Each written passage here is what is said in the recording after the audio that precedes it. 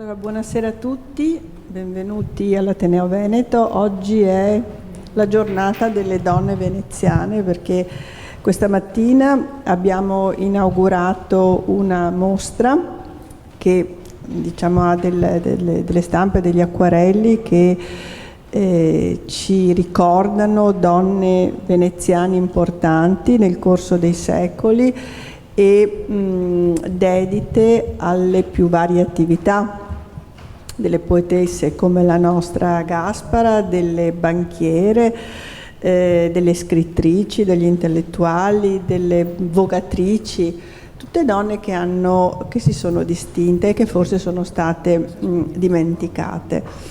Anche la nostra Gaspara Stampa forse non ha avuto l'attenzione che meritava.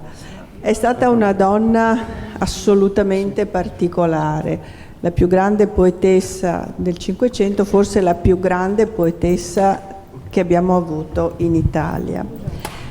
Perché in quel tempo, accanto alle nobili che erano costrette per lo più a una rappresentanza formale nella società, c'erano delle donne come la nostra Gaspara Stampa che, avendo dei buoni mezzi economici e soprattutto una famiglia che aveva compreso l'importanza dell'istruzione anche per le donne, istruzione che è sempre stata importante per le donne, ma la mamma di Gaspara Stampa aveva deciso dopo la morte di padre di farla continuare a studiare. È una donna che scrive, pubblica sonetti, canta, suona il liuto e la viola da gamba.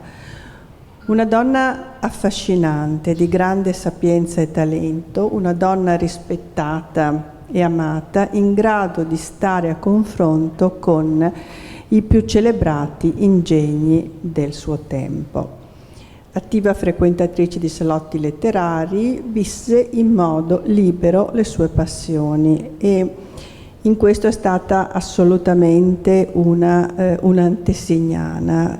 Ovviamente lei nei suoi sonetti afferma che il motore di tutto sia quest'amore con l'altino prima e anche per Bartolomeo Zen dopo, ma era secondo me un espediente che richiedeva alla società, quello che fosse l'uomo il motore di tutto. In realtà questi uomini erano dei meri accidenti per dare,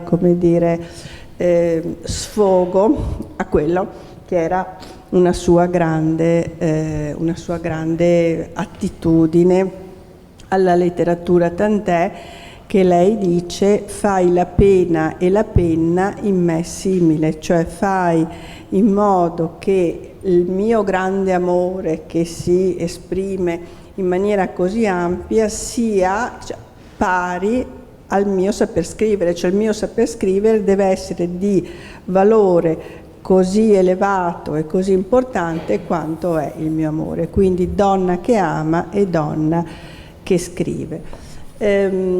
Chiudo perché persone più competenti di me si occuperanno di Gaspara Stampa. Voglio dire che questo incontro si inserisce in un ciclo che l'Ateneo ha voluto dedicare alle donne, l'ho ricordato anche questa mattina, si chiama Donna Ateneo, sotto vari aspetti. Ci occuperemo delle donne trasversalmente, abbiamo iniziato con le donne che sono state le madri della nostra Costituzione, perché accanto ai padri costituenti c'erano anche le madri costituenti che forse sono state dimenticate.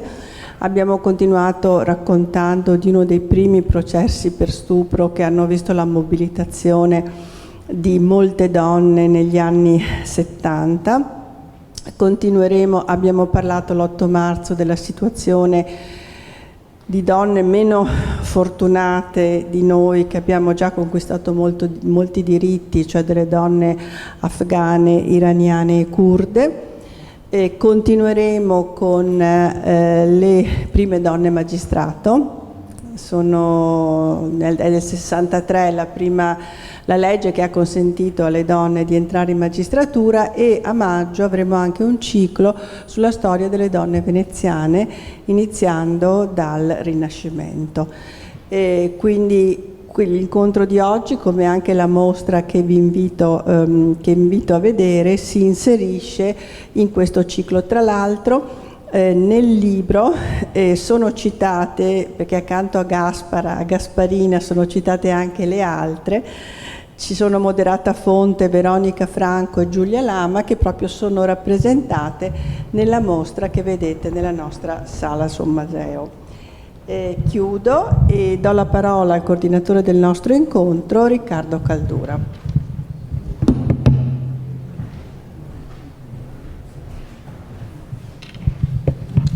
Buonasera, non so se sarò in grado di coordinare, penso che vi coordinerete un po', perché purtroppo ho una quantità tale di impegni con il mestiere che mi sto ritrovando a fare, che non è facile. Allora, sì, Riccardo Caldura, sono direttore dell'Accademia di Belle Arti di Venezia e vedo di motivare perché noi siamo stati interessati, anche personalmente, a collaborare con questo ultimo progetto di Artemisia, no? Allora, è come se noi ci fossimo interessati, insieme a Vittoria Surian, di comprendere se le figure di questo tipo potevano essere rilette visivamente da una generazione nuova. Sostanzialmente questo è il passaggio che l'Accademia ha fatto. Certo non potevamo noi intervenire sugli aspetti umanistici che sono inclusi nella figura di Caspara Stampa e che qui stasera credo verranno aperti in maniera esemplare, così come è già stato fatto all'Accademia di Belle Arti di Venezia quando abbiamo ospitato il primo incontro sul volume di cui questa sera si tratta. Anche in occasione della presentazione in Accademia credo si sia compreso bene lo spessore umanistico nella figura di Caspara Stampa, nella sua particolarità, di cui è stato appena adesso ulteriormente accennato, e come vedremo la qualità delle aperture che sapranno fare i relatori qui presenti stasera. Ma l'Accademia che c'entra? L'Accademia c'entra perché ha attivato da un po' di tempo una collaborazione con la signora Vittoria Surian. Vittoria Surian ha fatto uno straordinario lavoro negli anni dedicato proprio alla valutazione scoperta di grandi figure femminili dell'arte, pubblicando una serie straordinaria di volumi con la Eidos editrice. Io conoscevo da questo punto di vista il lavoro di Vittoria Surian, perché occupandomi di arte contemporanea, insegnando fenomenologia delle arti contemporanee, mi sono occupato non poco anche della produzione contemporanea al femminile e della relazione fra questa produzione e un manufatto straordinario che è il libro d'artista. Si può in qualche modo includere la produzione di Eidos, sia pure se serialmente come dire, con un certo numero di esemplari, non come il libro d'artista che può essere in esemplari di 20-30 copie o poco più. In realtà i libri d'artista di Eidos hanno un numero maggiore di esemplari, dunque una tiratura maggiore, ma mantengono del concetto di libro d'artista tutta la raffinatezza, l'adesione al progetto artistico di chi con Vittoria Surian stava lavorando per la produzione dei suoi volumi. Dunque il mio interesse è stato un interesse da operatore nel campo delle arti contemporanee e in particolare per l'attenzione che riservo alla questione del rapporto fra parola e immagine. Cioè, questo è stato il punto di avvio per cui io mi sono interessato a Vittoria Surian e alla sua produzione. E quando mi sono trovato ad assumere una carica ulteriore rispetto all'essere insegnante, come è attualmente da un paio d'anni, le tracce di quegli incontri che avevo avuto con Vittoria Surian sono state in qualche modo riscoperte. Vittoria ha fatto un gesto di grande generosità. Ha regalato alla biblioteca dell'Accademia di Belle Arti di Venezia tutta la serie dei suoi libri Eidos. Per cui abbiamo la fortuna di avere integralmente tutta la produzione che è stata curata da questa straordinaria signora che è seduta lì e che conosciamo da anni, e dai suoi collaboratori.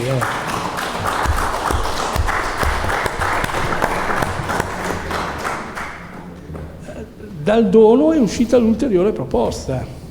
Lei stava lavorando, aveva già in testa di lavorare su un ulteriore volume dedicato a Caspara Stampa, e ci ha chiesto: ma voi con i vostri talenti, giovani talenti, come potreste collaborare con noi? Allora io mi sono permesso di indirizzare Vittoria ad una nostra bravissima docente di incisione grafica d'arte, che è Diana Ferrara, la quale a sua volta aveva un gruppo di talentuose giovani che potevano entrare a far parte del progetto. Nello specifico 2 di loro poi sono entrate a pieno titolo nella elaborazione del volume che si presenta stasera.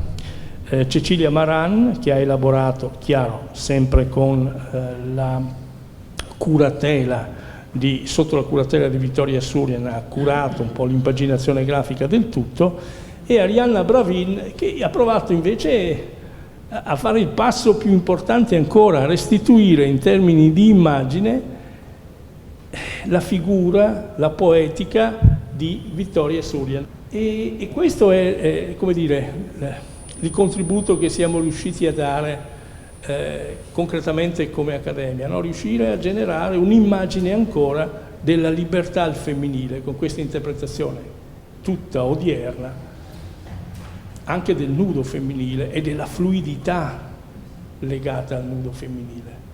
E sono qui un po' le dinamiche più specifiche del lavoro di Arianna Bravin che sono venute in luce. Questo è il motivo per cui noi siamo riusciti a lavorare insieme e a produrre alla fine questo volume, frutto di una fatica durata qualche mese, confronti piuttosto serrati, forse più di qualche mese, giusto Vittoria? Confronti piuttosto serrati, ma il cui esito è il volume che si presenta stasera.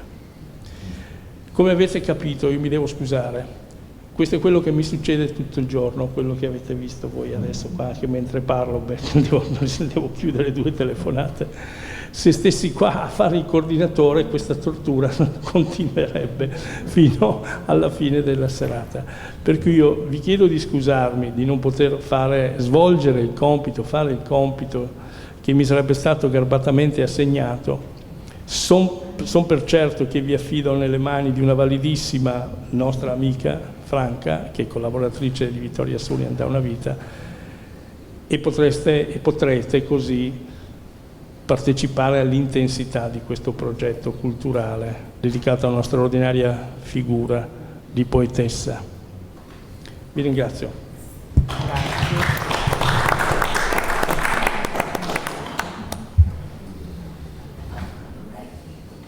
Vittoria, facciamo il voto del piano a metà della sala. Facciamo così. Chi fa il re, chi fa l'animale.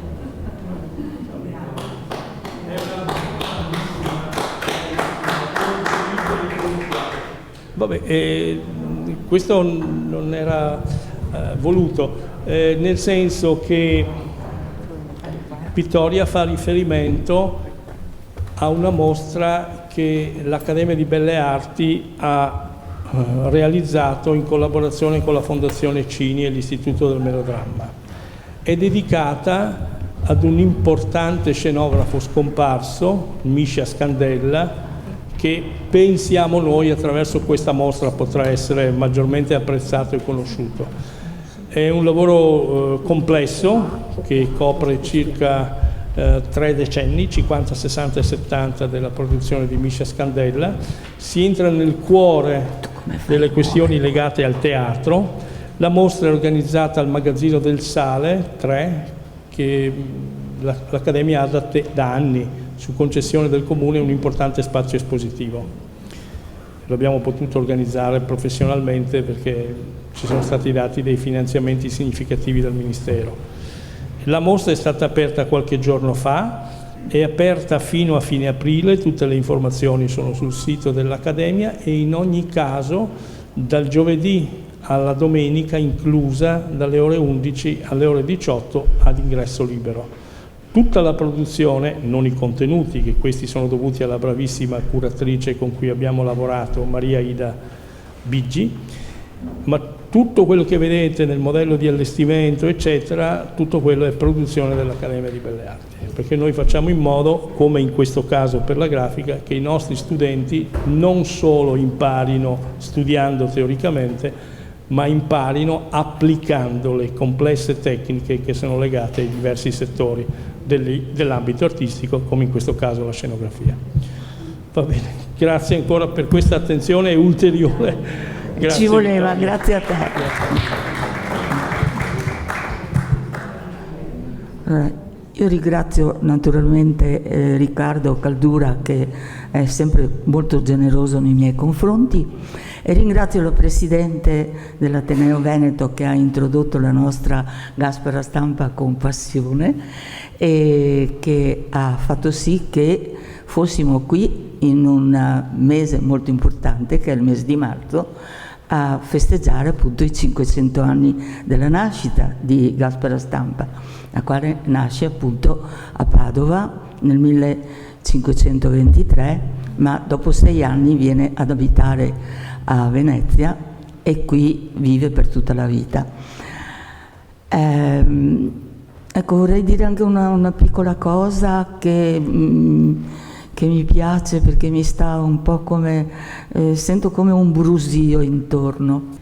C'è di là, appunto, ne ha parlato la Presidente, c'è una mostra che è vero che ci sono dei ritratti di donne veneziane dal 500 al 900, è vero però che sono ritratti che sono riprodotti in un libro che riporta 150 voci di donne veneziane, il che vuol dire che ci sono state due persone, solo in due, Antonella Barina e mi sfugge il nome in questo momento, ecco, difatti, che hanno lavorato intorno a questo libro e hanno non solo catalogato il nome di queste donne, ma anche individuato gli spazi dove vivevano, il che mi sembra che sia un'opera eccezionale per fissare, perché quello di cui abbiamo bisogno e la ragione per la quale noi abbiamo fatto questo libro è proprio la necessità di documentare l'esistenza delle donne nei luoghi dove sono state, di vedere che cosa hanno fatto e di avvicinarci alle loro opere. Allora, avere un libro che ci porta a questa documentazione mi sembra che sia una cosa veramente grande.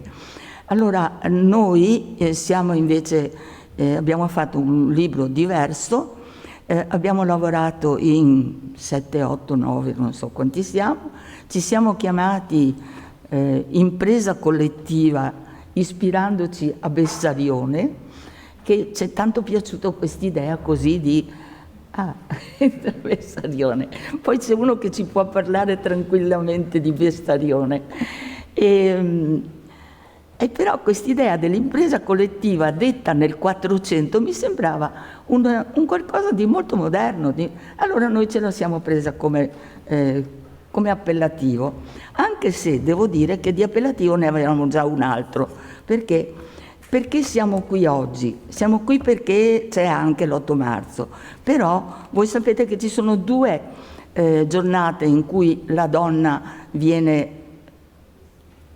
ricordata, nominata, ed è il 25 novembre. Il 25 novembre di 5 anni fa, e non so se mi sbaglio, i miei colleghi di allora possono dirmi se sono 5 o 6, noi ci siamo trovati nella chiesa sconsacrata di San Leonardo, che era un centro civico, dove si facevano delle riunioni, e ci siamo trovati un gruppo abbastanza folto di persone dove si doveva parlare della violenza contro le donne, e abbiamo deciso, un gruppetto appunto, che la violenza contro le donne non era soltanto la violenza fisica, la violenza che viene perpetrata dall'uomo contro la donna, ma è anche ignorare e non considerare quello che la donna è e quello che la donna fa.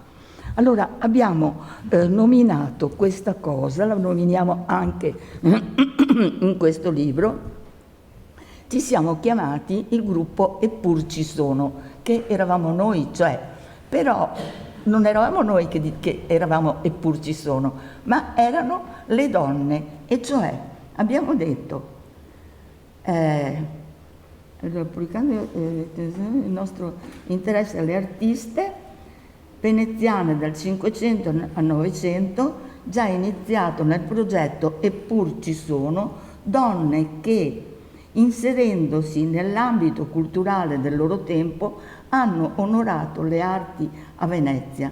Tale progetto, appunto, l'abbiamo presentato a quel tempo, l'abbiamo presentato al MUVE, che l'ha fatto proprio e ha fatto sì che venissero dal Museo Correr presi i 12 disegni di Giulia Lama, che non erano mai stati esposti a Venezia. Pensate che alcuni di questi erano stati mandati a New York, ma i 10 disegni 12 di Giulia Lama, che lei aveva realizzato nel 1726, sono i primi disegni realizzati da donna, da pittrice, dal nudo, perché voi sapete che le donne una volta non hanno potuto frequentare le accademie dalla metà dell'Ottocento, vero Franca? Ecco, quindi prima il nudo per la donna non esisteva.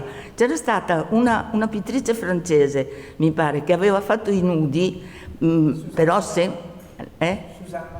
la Valadon, che però non li aveva fatti direttamente, ma li aveva copiati da disegni di nudi fatti da uomini, perlomeno a me risulta questo.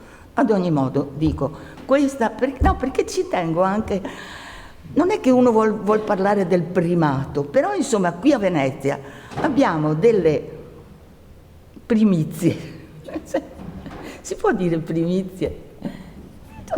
Abbiamo le primizie che fanno i primi nudi, abbiamo le primizie che fanno i primi sonetti in un libro, perché di sonetti ce n'erano diversi anche in Francia, però erano piccoli libretti o piccoli sonetti detti qua e là. C'è la Veronica Franco che poi scrive sonetti, ma viene dopo anche Gaspara Stampa è una, lasciatemi dire, primizia. Allora, questo nostro gruppo, che appunto si dice, si ritrova sotto questo nome, in pratica si è suddiviso dei compiti e ciascuno, secondo le proprie facoltà, capacità, conoscenze, esperienze, ha lavorato per il libro. Chi ce l'ha? Ecco, noi vorremmo che questo libro fosse letto, perché io ho sentito che il libro è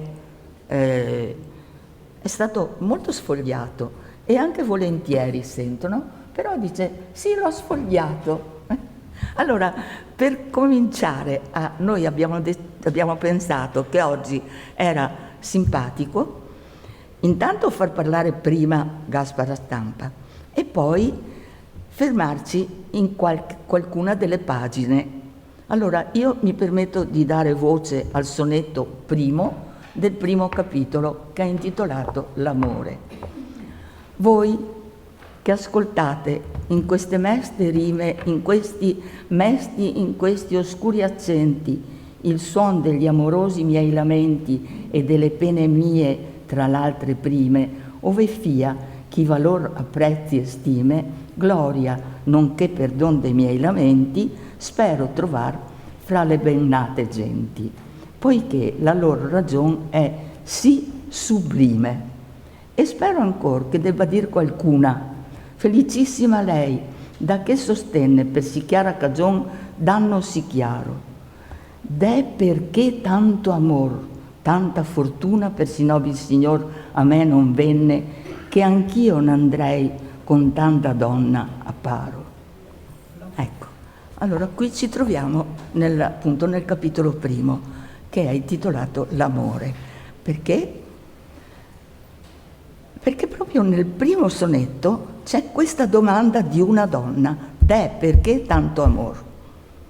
a questa domanda viene data una risposta e noi facciamo dei salti anche di centinaia di anni e un salto l'abbiamo fatto proprio per dare la risposta a questa domanda.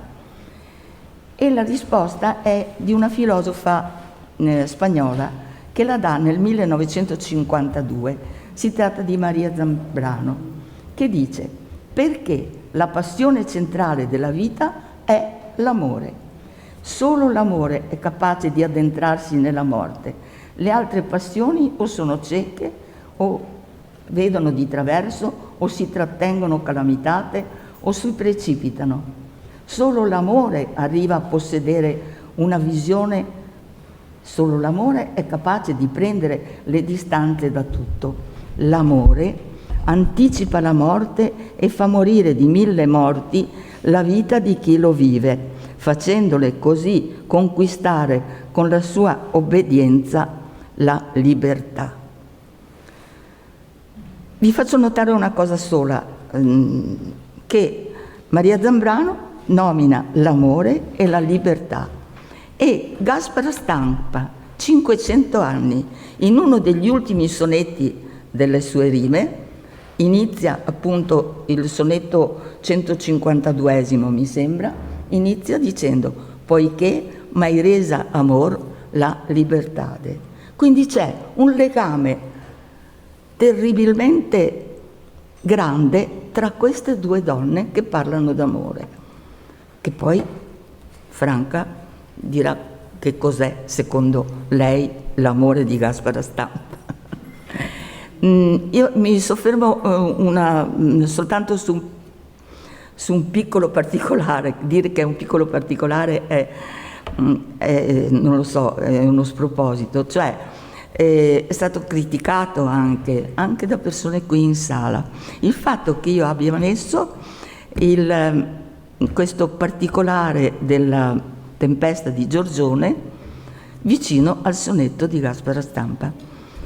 Allora, io mi sono permessa di fare questa cosa perché ritengo che Gaspara Stampa sia grande come Giorgione, perché ritengo che Gaspara Stampa abbia fatto in poesia la stessa operazione che ha fatto Giorgione in arte visiva. Giorgione ha cambiato quella che era la figura in natura, diciamo, ha dato la parte principale alla natura. Gaspara Stampa ha cambiato quella che era la figura femminile presentata dagli uomini, Dante, Petrarca, che erano da loro figure rappresentate dalla loro mente, ma non erano donne reali. Gaspara Stampa scrive 32 sonetti per parlare di quella che è come chiamarla? La sensualità di una donna, quella che è il suo desiderio di vivere, il suo necessità di partecipare al mondo con tutto il suo corpo e di tutto quello che poi si potrà sentire leggendo tutti i suoi sonetti. Ora, siccome Gaspara Stampa era anche musicista come Giorgione, nella prima pagina si parla di lei come musicista e allora qui io per fortuna do la parola a Cristina Miatello, che oltre che essere un'esperta è stata anche una cantante di musiche del Cinquecento e lei ci parlerà della musica del Cinquecento. Grazie. Grazie. Ecco, hai visto. Io ho fatto parte di questa impresa collettiva e quando si è deciso di impostare a capitoli questo libro, trattando per ogni capitolo un argomento importante che concerneva naturalmente Gaspara Stampa, abbiamo pensato, e io ho difeso molto questa scelta, di far entrare la musica nel primo capitolo per delineare meglio e in maniera completa il personaggio, la figura di Gaspara Stampa. Lei è, come si è detto, la più grande poetessa probabilmente italiana di sempre, ma forse comunque sicuramente almeno del periodo barocco, del periodo rinascimentale barocco.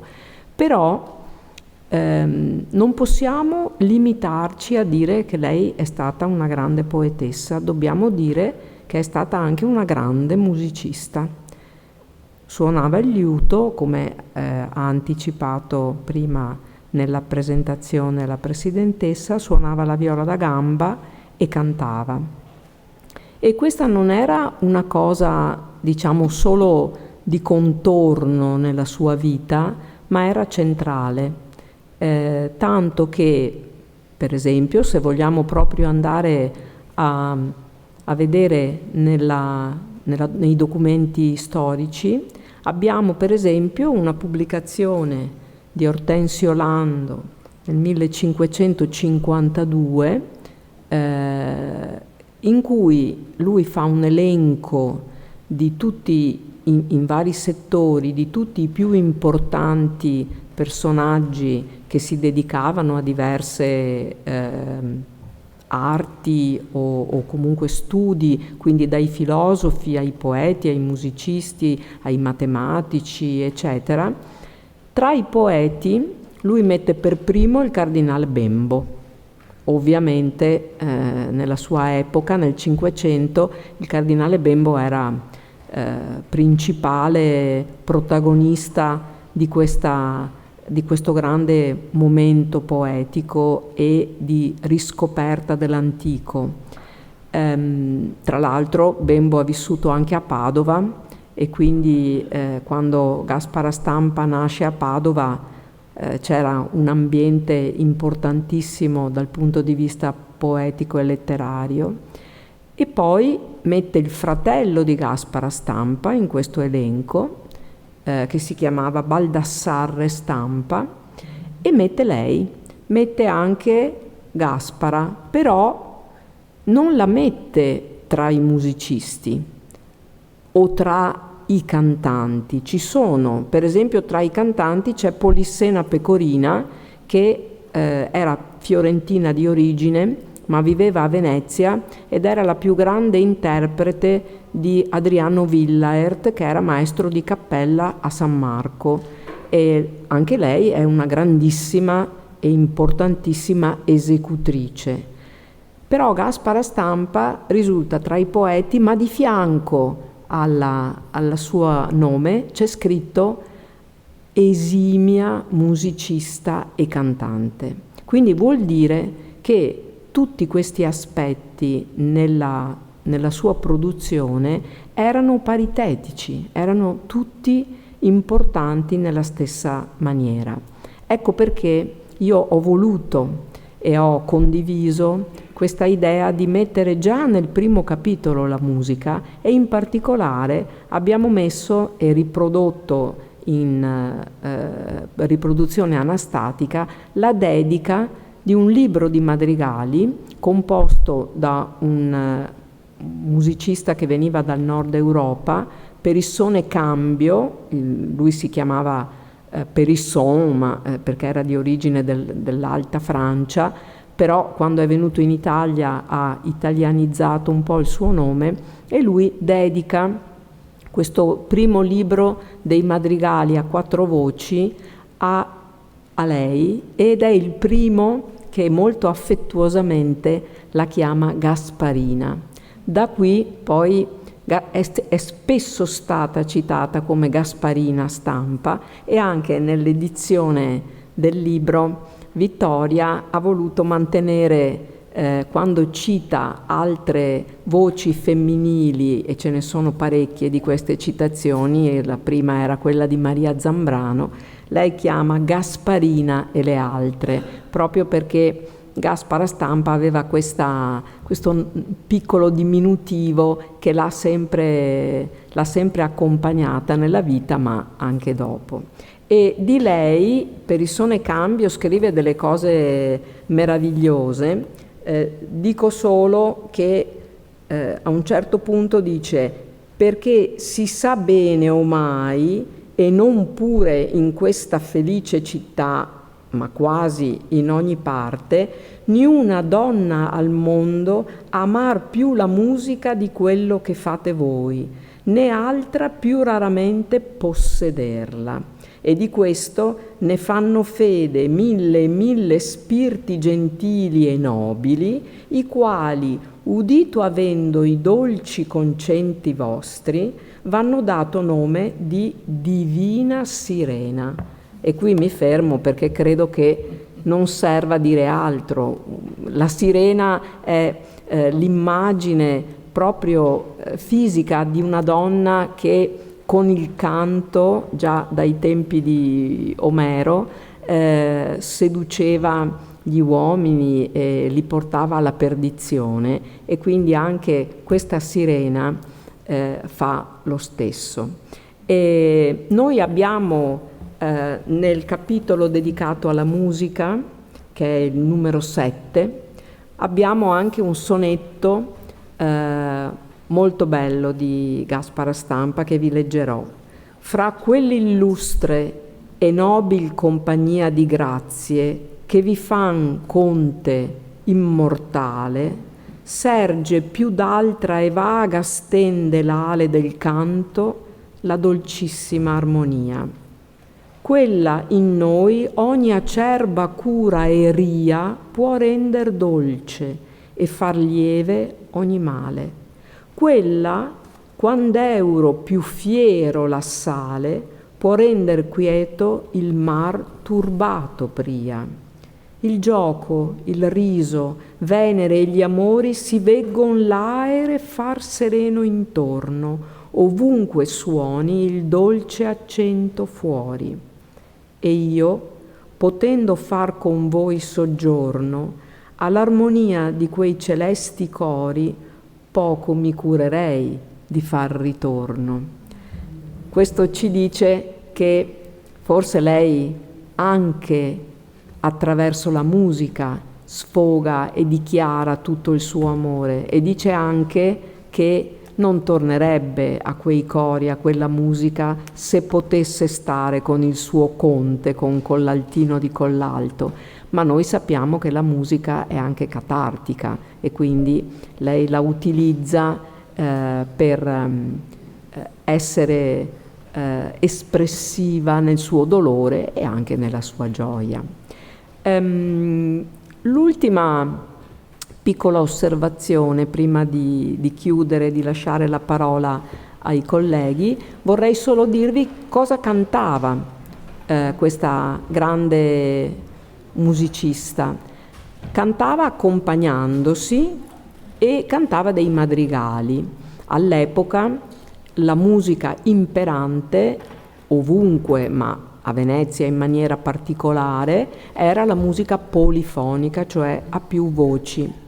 E però naturalmente all'interno per esempio delle accademie, che erano i luoghi più interessanti dove le donne potevano avere anche un loro spazio, ovviamente qualche volta si poteva avere anche la disponibilità di 4 o 5 cantanti, ma altre volte era molto diffuso l'uso che un cantante, una cantante in questo caso, eseguisse la parte del canto, cioè la prima parte, la prima voce di un componimento a più voci, raccogliendo le altre voci su uno strumento che poteva suonare più linee contemporaneamente.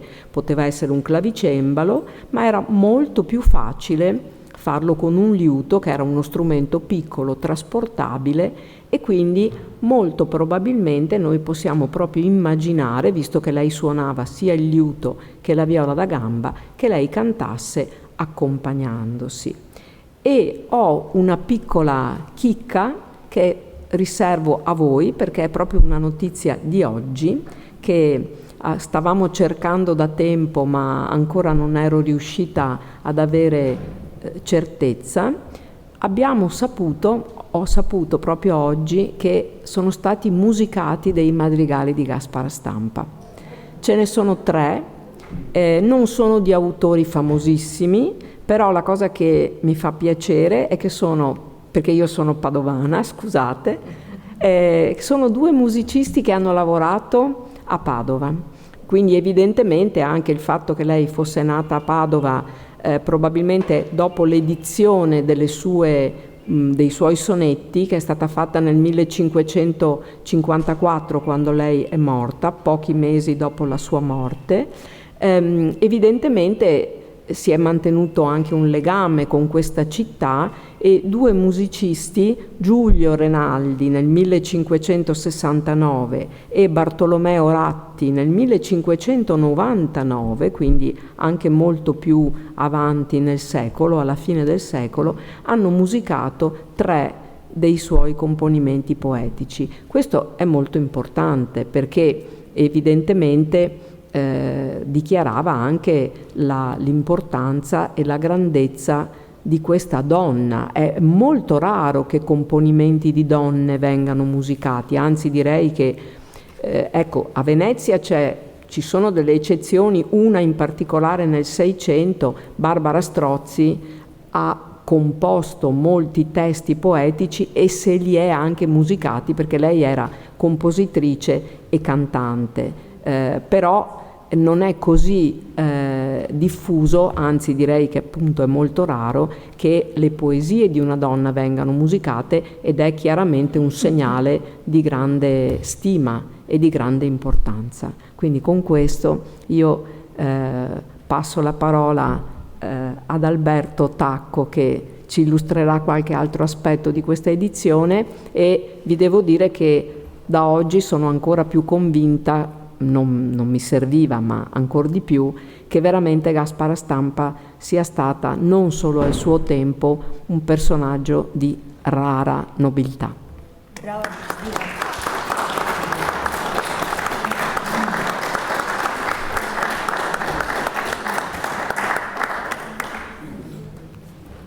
Allora non mi resta che leggervi uno dei madrigali scritti da Gaspara Stampa. È il 237° componimento della raccolta, che ne vede ben 311. Ci sono principalmente sonetti, però ci sono dei madrigali proprio intorno a questi numeri qua, e poi ci sono anche dei capitoli in terza rima, in terzine. Alla fine, se abbiamo tempo, magari vi leggerò qualche verso. S'io credessi por fine al mio martire, certo vorrei morire, perché una morte sola non uccide, consola. Ma temo, lassa me, che dopo morte l'amoroso martir prema più forte, e questo posso dirlo perché io moro più volte, eppur cresce il disio. Dunque, per men tormento, di vivere e penar, lassa consento. Come vedete, qui non abbiamo lo schema del sonetto, ma abbiamo appunto uno schema di canzone con settenari e endecasillabi. E voglio a questo punto anche citarvi una interessante osservazione che fa Guglielmo Valblanc in uno dei testi che sono stati curati dalla Fondazione Cini ancora negli anni 50. Lui dice: la tecnica delle velature in pittura, mettendo a confronto quindi le due arti, la musica e la pittura, la tecnica delle velature in pittura corrisponde in ambito musicale alla sovrapposizione alla voce principale di altre voci radianti. Io credo che Cristina Miatello possa condividere questo compenetrarsi tra le arti, che è un aspetto interessante proprio per la grandezza del Rinascimento veneziano, che supera proprio, grazie al fulgore delle arti e all'eccellenza della cultura, perfino una sconfitta che nei primi anni, nel 1509, subisce dalla Lega di Cambrai.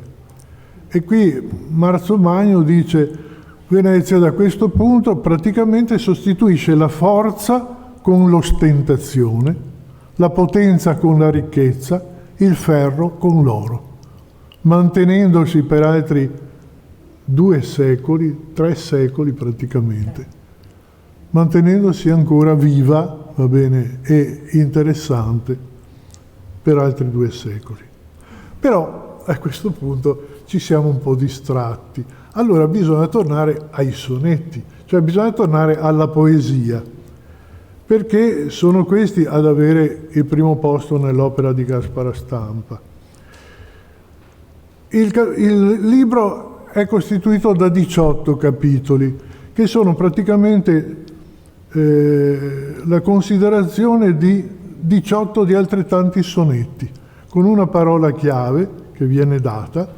Per esempio avete sentito il capitolo 7 la musica, il capitolo 8 del quale mi sono interessato anche in modo particolare, il pianto, ma io me ne sono interessato soprattutto per, diciamo, per gli aspetti dell'arte architettonica. Questi capitoli, quindi questi sonetti, io devo almeno leggervene uno. Cioè vi leggo quello che riguarda della musica, scusate, non della musica, il capitolo del pianto. Il pianto praticamente è la parola chiave che viene estrapolata dal sonetto e quindi ve lo leggo. Io sono dall'aspettar ormai si stanca, si vinta dal dolore e dal disio, per la sì poca fede e molto oblio di chi del suo tornar l'assa mi manca, che lei, che il mondo impallidisce in bianca con la sua falce e là l'ultimo fio, chiamo talor per refrigerio mio, sì il dolor nel mio petto si rinfranca. Ed ella si fa sorda al mio chiamare, scarnendo i miei pensier fallaci e folli, come sta sordo anch'egli al suo tornare. Così, col pianto, ondò gli occhi miei molli, fo pietose quest'onde e questo mare, ed ei si vive lieto nei suoi colli. Io ho cercato, appunto, nel libro di commentare questi sonetti, ma non, diciamo, dandone una parafrasi perché si capiscano. Ho preso spunto da questi sonetti per rispondere sostanzialmente a 2 domande fondamentali, secondo me. Di che cosa è fatta la sua poesia e quale ne è la sostanza? Credo di aver concluso in questo modo, anche se, diciamo, la risposta a queste domande è sempre aperta. I versi di Gasparina sono frutto di emozioni autentiche, vissute ora con trepidazione, ora con rabbia, ora rassegnazione, ma sempre con amore pieno, intensissimo. Questa donna giovane, perché ha sui 25 anni, è innamorata, ma innamorata in modo proprio come si innamora una ragazzina, cioè senza pretendere nulla e anzi sapendo perfettamente che quest'uomo la trascura. Lui se ne va a combattere in Francia con re Enrico, praticamente è sempre fuori, tutte le occasioni sono buone. A un certo punto le dice anche: ma io, sai, sto bene con te soltanto quando sono con te, ma poi... Eppure questa ragazza, questa giovane, è veramente affascinata da che cosa sostanzialmente? Dalla bellezza di quest'uomo, tanto che a un certo punto vede addirittura belle perfino le poesie che fa quest'uomo, che in verità non sono proprio bellissime, ecco. Però il suo amore è tale che la acceca anche rispetto all'arte. Io volevo chiudere semplicemente così, anche perché siamo in tanti a parlare, quindi prima si fa e meglio è. D'altronde credo che sia stato importante anche, va bene, ma l'ha già detto prima il professor Caldura, e quindi adesso rischio soltanto di ripetere, che l'editrice Eidos ha contribuito alla conoscenza di questa donna, come di altre donne, e quindi è meritoria questa collana, va bene, che è sempre stata la collana Artemisia. Ed è interessantissimo anche quello che Vittoria, Franca, eccetera, sono riuscite a creare, cioè questo filo rosso che avvicina, va bene, le donne che anche in secoli lontani, va bene, e in contesti affatto diversi, hanno sempre, sono sempre emerse, va bene, malgrado avessero tutta la società contro, che le schiacciava.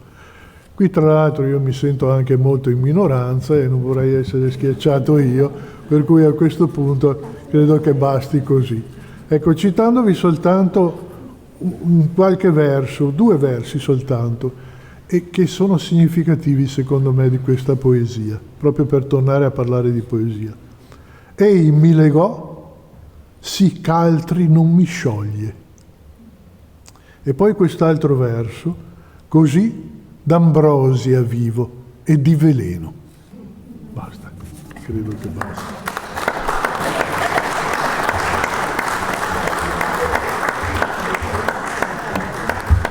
Grazie perché... Eccomi. La parola a Franca Caltarossa. Grazie. Allora, adesso Vittoria mi ha detto, adesso confuti tutto quello che ha detto Alberto. No, non confuto, però è vero anche che quando Vittoria mi ha detto dai, pensiamoci a un libro su Gaspara Stampa, io ovviamente ho aderito con molto entusiasmo. E cosa ho fatto? La prima cosa che ho fatto è stata di leggere tutti di seguito, tutti di un fiato, i 311 sonetti. E qual è stato il mio stupore nel leggere queste poesie, questi quartine, terzine, che è un tema che io non conosco perché mi interessa più di arte femminile. Comunque, la grande sorpresa è stato comprendere, capire che era una narrazione in poesia. Era la storia della propria vita, di un arco della propria vita, del suo amore per questo collaltino di Collalto, un paesino nel Padovano, Trevigiano, ecco. Verso Susegana, e lei lo esprimeva appunto raccontando in poesia, e mi sono resa conto, non sono fortemente competente in materia, ma che una narrazione poetica a mio avviso non era mai stata eseguita, non era mai stata realizzata. Un racconto di 310 sonetti raccontati poi, scritti in 2 anni, perché l'amore, la storia con Collaltino, nata a dicembre del 1548 e finita nel 1550. Nell'arco di 2 anni questa potenza espressiva di questa donna ha realizzato ben 310 sonetti raccontando le proprie emozioni, il proprio vissuto, le proprie storie, con riferimenti alla natura, al mondo, metafore, allegorie. Meraviglioso. E qual è stata insomma la mia sorpresa? È appunto rendermi conto che lo strumento che lei utilizzava, quello della parola, quello dell'espressione, quello di narrare, era il suo desiderio. Il pretesto probabilmente, sicuramente il pretesto era questo amore che non si realizzava mai, ma la spinta, la grande desiderio che lei aveva era quello di parlare, di esprimere, di raccontare. Allora la parola, secondo me, questo è stato detto ripetutamente, ma insomma per me risultava veramente forte questo suo desiderio appunto di utilizzare la parola, no? Come un bisogno e probabilmente sì, utilizzare una parola che fosse vera. Ecco, anche questa è una cosa eccezionale per l'epoca, niente sublimato, niente simbolico, non c'era non possiamo fare il paragone con la donna del Petrarca, del Dante, che è allegoria di altro, simbolica, eccetera. Lei raccontava il suo amore vero, vissuto, la passione vera, ma appunto il gioco insomma può essere anche ambiguo, nel senso appunto che forse quello che la spingeva fortemente era il desiderio di scrivere, lo scopo suo era scrivere e l'artificio era invece trovare un riferimento amoroso. E faceva parte dell'Accademia dei Dubbiosi, è vero? Prende il nome di Anassilla dal fiume Anasso Piave che scorre proprio vicino al paese di Collalto. E ecco, un altro elemento che mi ha fortemente catturata la mia attenzione è il rivolgersi alle donne. Lei molto spesso nei sonetti dice non so, voi che novellamente donne entrate in questo pien di tema e pien d'errore, largo e profondo pelago d'amore, state attente, poi piangete donne e con voi pianga amor, poiché non piange lui che m'ha ferita, sì che l'alma farà tosto partire. E poi, voi che per l'amoroso aspro sentiero donne care, com'io forse passate e avete talor viste e provate, e va avanti, si riferisce direttamente alle donne. Anche questo è una pratica che, insomma, non ho così una grossa esperienza, ma mi sembra di non aver mai visto. Ecco, e anche la cosa che mi colpisce, a parte un po' la difficoltà nell'affrontare i testi, perché bisogna un po' ritradurli, ricomporli, ma in ogni caso parla, dopo 500 anni riesce a comunicare, a parlare ancora con le donne che interloquiscono con lei, insomma si riesce ancora a entrare nel suo pensiero. Ecco, conosce appunto il Collaltino a dicembre e nel 50, per cui lei dimostra in questo suo comporre un'urgenza, perché in meno di 2 anni a questo punto, noi avevamo calcolato 3 anni, in effetti sono 2 anni, poco più, lei riesce a comporre 311 sonetti di questa altezza, di questo livello, questa grandezza, uno stile, abbiamo sentito i riconoscimenti che ha avuto. Ecco, perché? Perché è giovanissima, sì, ma anche muore giovanissima, perché già nel 50 si interrompe la storia con Collaltino di Collalto, si ammala, nel 51 e nel 52 è soggetta a febbri, coliche, eccetera, parte anche per Firenze in cerca di arie più salubri, così rientra dopo un po' di mesi e già il 23 aprile del 54, a 31 anni, muore. E al registro dei morti dell'archivio parrocchiale dei santi San Gervasio e Protasio riporta così. Cioè San Trovaso. San Trovaso, sì.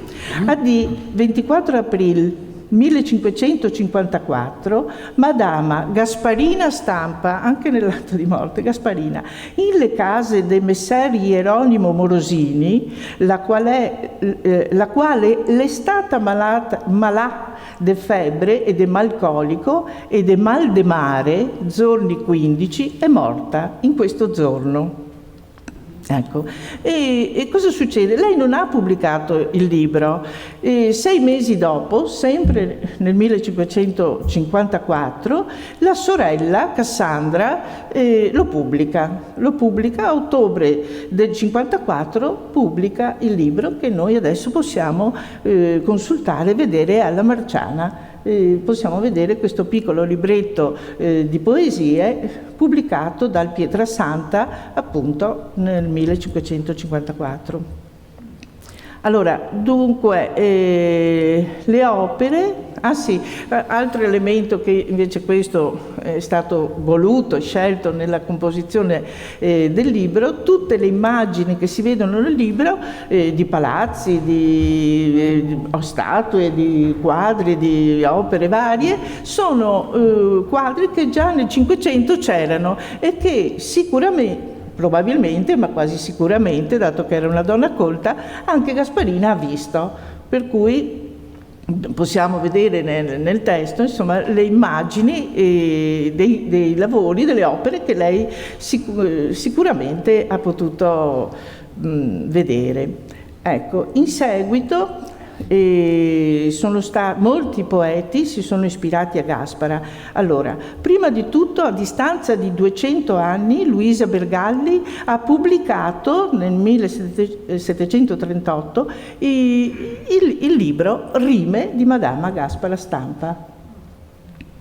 L'ha citata anche D'Annunzio, che ne usa il verso più celebre: vivere ardendo e non sentire il male nel fuoco.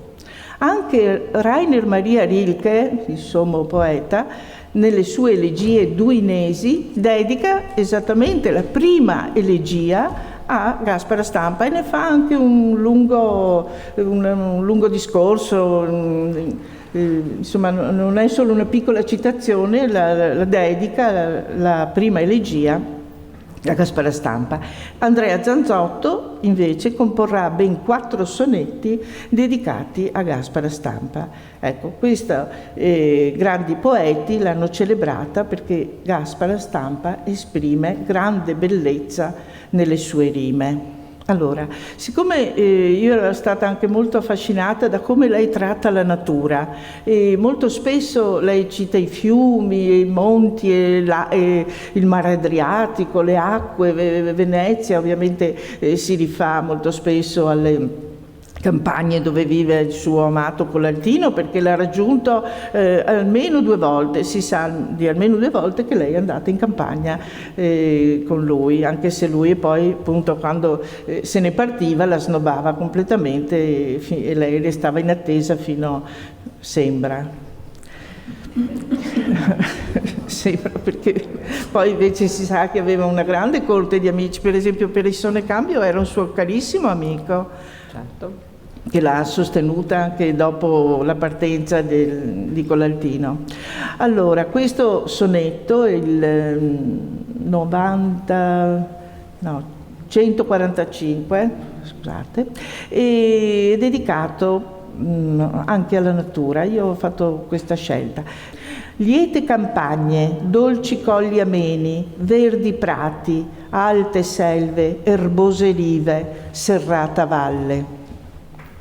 Ov'or soggiorna e vive, chi può far i miei dì foschi e sereni, antri d'ombre amorosi e freschi pieni, ove raggio di sol non è che arrive, vaghi augei, chiari fiumi ed auree estive, vezzose ninfe, pan, fauni e sileni, o rendetemi tosto il mio Signore, voi che l'avete, o fategli almen conta la mia pena e l'acerbo aspro dolore, ditegli che la vita mia tramonta, se omai fra pochi giorni, anzi poch'ore, il suo raggio a quest'occhi non sormonta. Ecco qui, ho messo un riferimento, Tiziano, un dettaglio della presentazione di Maria al Tempio. Ecco, sì. Ecco, niente, volevo solo dire una cosa, che a volte ho fatto questa sovrapposizione, non so, un po' arbitraria, ma di trasferire la parola amore con la parola scrittura. Cioè ho sovrapposto, adesso io vi leggerò l'ultimo sonetto, lo leggiamo, e così, e a me è piaciuto, leggendolo, sovrapporre appunto la parola poesia ad amor. Però io non lo dirò, fatelo mentalmente.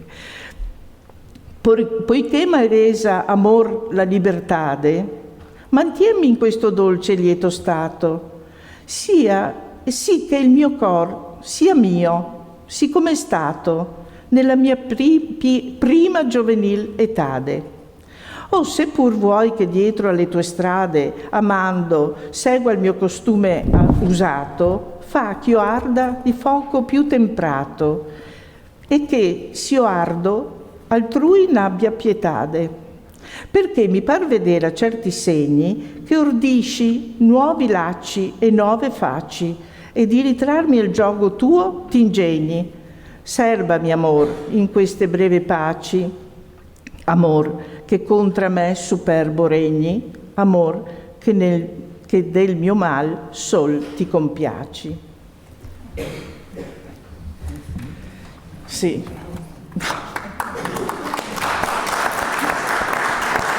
È finita?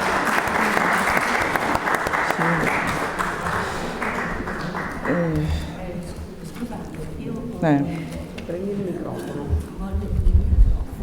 Sì.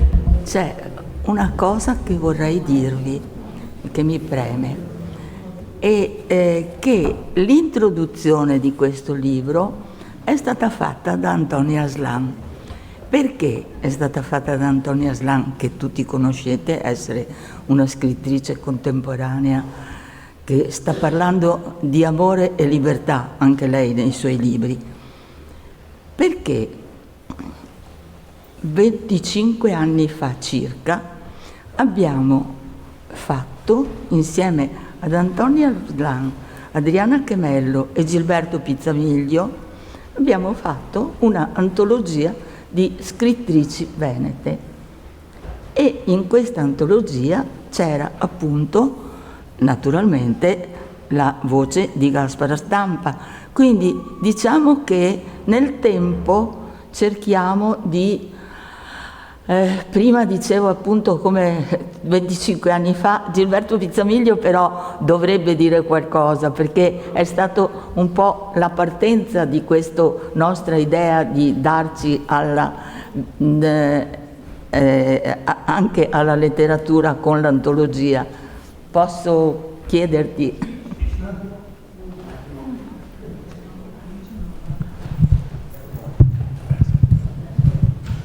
Grazie. Sì, 25 anni, è vero, 25 anni da questa ripresa, direi, in toni piuttosto cospicui quantitativamente, del tema della poesia femminile. Non è che non esistessero prima delle antologie di poesia femminile nel Settecento, nell'Ottocento un po' meno forse, ma nel Novecento già ricompaiono, però il discorso era di collocarle in un percorso ben preciso, in un percorso anche di partecipazione alla vita culturale del loro tempo, via via sempre più possibile quanto più la presenza della donna è accettata negli ambienti culturali. A proposito, voi avete visto oggi il primo sonetto della raccolta di Gaspara Stampa. Beh, quel verso lì che cosa richiama? Voi che ascoltate in rime sparse il suono di quei sospiri ond'io nudriva il core. Cioè il primo sonetto del canzoniere di Petrarca.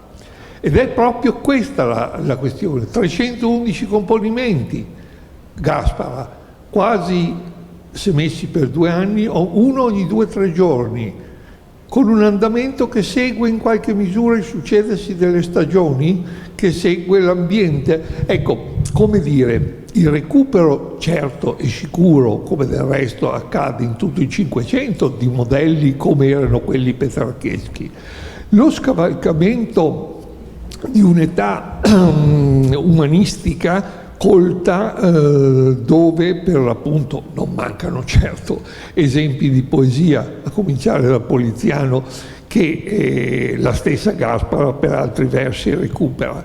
Però un'epoca in cui ancora c'è una compattezza da parte degli studiosi in ambienti colti, dedicati per l'appunto allo studio e così via.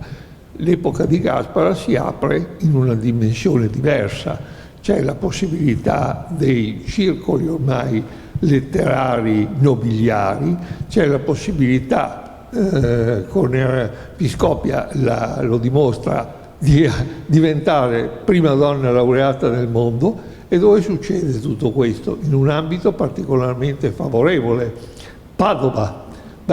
Padova, il ricordo di Petrarca c'era, e quindi questa solidità di come dire, tradizione, che adesso viene declinata anche al femminile.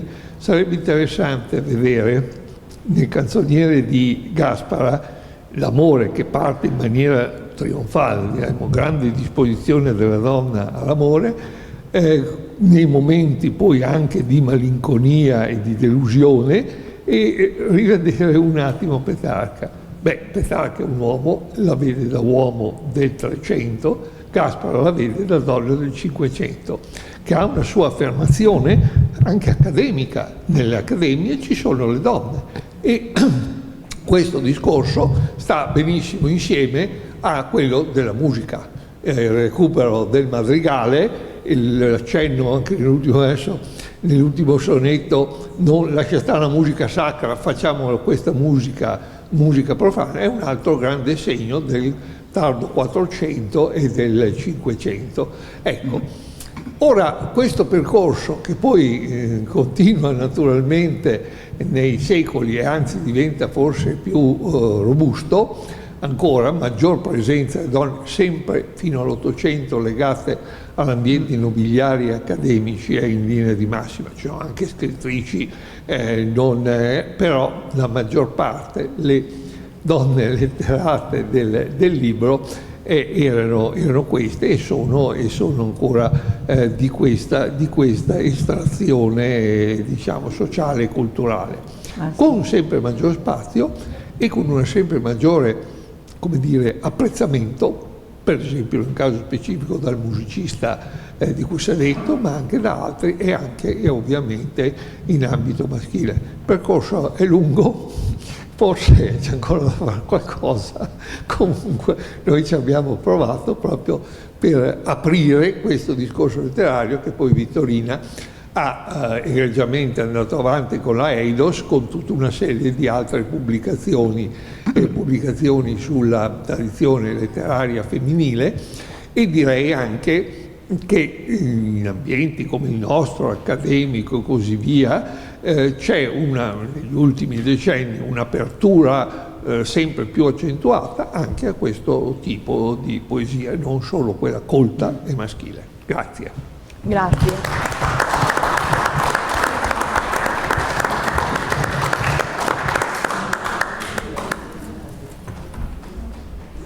Vorreste?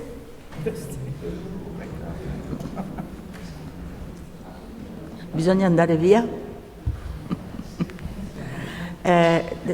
Finiamo con un accenno a questo ritratto di Gaspara Stampa, perché qui siamo un po' nel gineceo, nel senso che questo sembra che sia l'unico ritratto che possa essere vicino all'idea di come era fatta Gaspara Stampa, perché quando, notate bene, Luisa Bergalli decide di pubblicare nel 738 il libro nuovamente, lo fa appoggiata da un collaltino e si rivolge, Luisa Bergalli, a Felicita Sartori.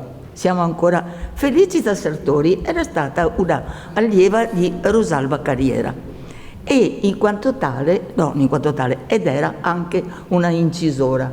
Ora, da riprodurre nel libro c'era bisogno di un'incisione.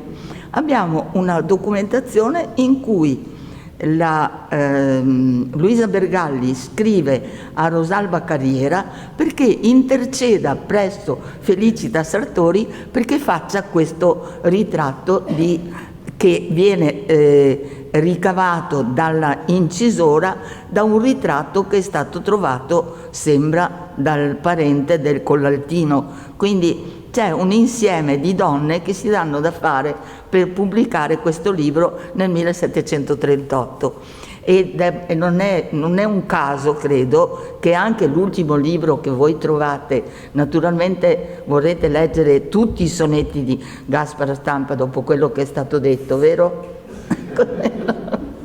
E quindi il libro che esce con tutti i sonetti di Gaspara Stampa non è il nostro, ma è il libro della Burr, che ha una introduzione abbastanza, non dico niente, ma buona mi sembra, di una donna, di Maria Bellonci. E pensate che è stato fatto nel 1975 e dal 75 a oggi non ne è uscito altro. Quindi non è che ci stiamo precipitando a celebrare questa nostra più grande poetessa, però credo che adesso con questo libro nostro sicuramente ne usciranno tantissimi. Grazie.